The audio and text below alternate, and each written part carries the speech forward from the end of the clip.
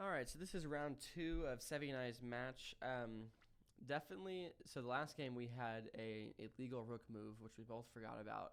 But honestly, in many ways, this game is even more suspicious, just because it. Well, first of all, we got to a position where we thought the game was going to have a very clear result in the next few moves, and the computer's like, "There's not any mates here. What are you guys talking about?" And so the game ended pretty prematurely. So we'll get to that. It'll take a minute to get there. But this Sevi, he does the bird opening. He's white. I'm playing as black. Both of us get kind of a little bit what we want, which is a relatively symmetrical structure. I had kind of learned a little bit of the Dutch this time, and Sevi was still doing the bird, hadn't really started doing the English as much yet. And I played kind of we both played this, I don't know, it's not Stonewall Jackson Dutch, but it's not a Dutch, it's a bird opening. And we actually get to this point, which is a super symmetrical position. The only difference is Sevi has had time to push his H pawn forward, and I had time to push my F pawn or my C pawn to C5. And so if this pawn's back here and this pawn's up here, it's actually completely symmetrical.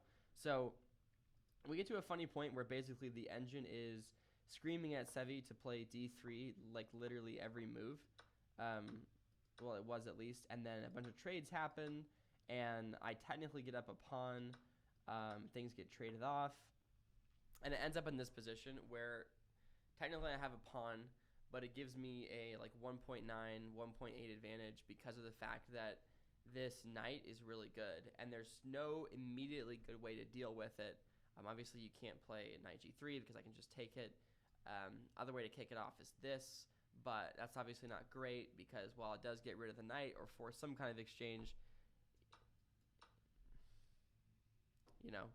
you can't be too happy about this, and this is like a 2.1 advantage. So you get rid of the knight, and maybe the game goes a lot longer because it's like simpler to play. But at the end of the day, yes, this pawn is weak because it's a backwards pawn, but this bishop is just behind a lot of dark squared pawns, and I can navigate through here, but once I get my bishop up, it's going to be traded off, and then you're just left with a bunch of isolated and stacked pawns. So anyways, the game keeps going. Sevi pushes b5 earlier, which is or b4, which is engine doesn't love that, but again, there's nothing I can immediately do about it. It just says there's a lot of open pawns that aren't really able to push forward very easily, and you might be at risk of losing them eventually. So game goes on. We castle. I castle because obviously I'm eventually hoping, and Sevi saw this, so he didn't do it, that eventually I get to move my rook up. And this is a pretty common theme in a lot of Dutch variations, is that you're either going to get checkmated or you're going to checkmate. And the way you got to do it is eventually, hopefully you can keep the bishop, but eventually you got to get your rook up to the 6th rank, put him on these squares, and start applying pressure down on the H file and the G file. So that didn't happen. Sevi didn't take, at least immediately. He still tried to keep developing. Here it actually wants him to take, which is interesting. But basically, the engine's still putting me up at a really good point right now, plus 2.5, plus 3. And that was a mistake, but the game goes on. Sevi tries to do kind of the same thing, as get his rooks over here on the 3rd rank, keep everything kind of defended. And also, if this knight gets out of the way, maybe he's the one who can start a kingside attack. We go on.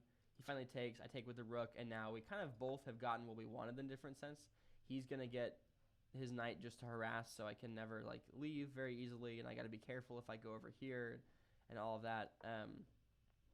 This was a move I ended up playing, which I just thought, like, how could it not be good to harass his queen, and also I'm threatening other things, and it's still technically winning. The only problem is, obviously, you wind up in this situation where it wants Sevi to do this, which you don't play that unless you really feel convicted about it, because, like, at the end of the day, sure, a queen is worth 2 rooks, but the problem is you've got this, and then basically you're just saying, I'm okay with the idea that black has a rook for the knight, which is just hard to do. And on top of that, 2 rooks are great. 2 connected rooks are great. These rooks just seem like they're ready to be attacked because they just no easy way of defending each other. That didn't happen. Sevi moved his queen down. basically saying, sure, you can take this if you want to, and everything's fine. I took there instead because I basically thought, why not win an extra pawn? Sevi takes back. I take. It wants me to take with the knight, which I can kind of understand, but I was just like, I don't know. I just feel like, aren't I gonna get harassed? And can he just like move his pieces up here? And then anyway, it fizzled out a little bit. We go here. Yeah, it wants you to just like, what are you doing? Like force it. You're gonna have a good open file for your, queen possibly, and you're going into it. And anyways, putting all that aside. So, a check here. This is basically close to where the game ended because both of us had a serious miscalculation. We got to this point, and I played here.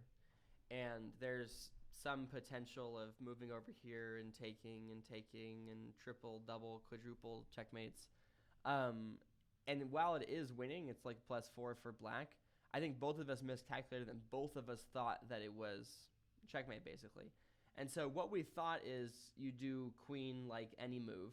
So let's just say you move, well, I honestly want to say technically the game was resigned here, or Sevi played queen e1 first, which is the second best move. So let's just say you play king e1. We were basically thinking something like this had to happen. So that's one possible variation, and that's checkmate right there. We thought maybe something like that had to happen, or if you move here, just that you're threatening this.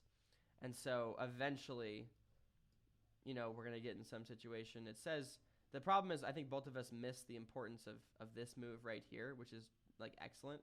But let's just say you do the next best move, which is queen f1. I think both of us were just worried about, it says knight g4 right here is the best thing.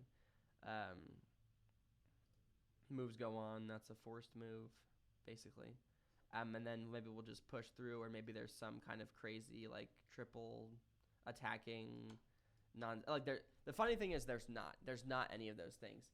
And this game, while it does say black has like +3, that's probably a little more symbolic, because at the end of the day, if the engine gets what the engine wants, which is essentially this long sequence, you play, well,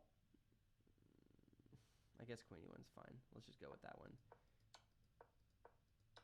You get this long sequence, and I'm like, I don't know if that's so bad. You push the knight away. It just doesn't appear to me so obvious that this is a 4.5 for black. Like, 2 pawns over here, they're connected. 2 pawns over here, connected. Like, yes, there's a majority over here of pawns, but it just like, is this pawn really gonna last forever?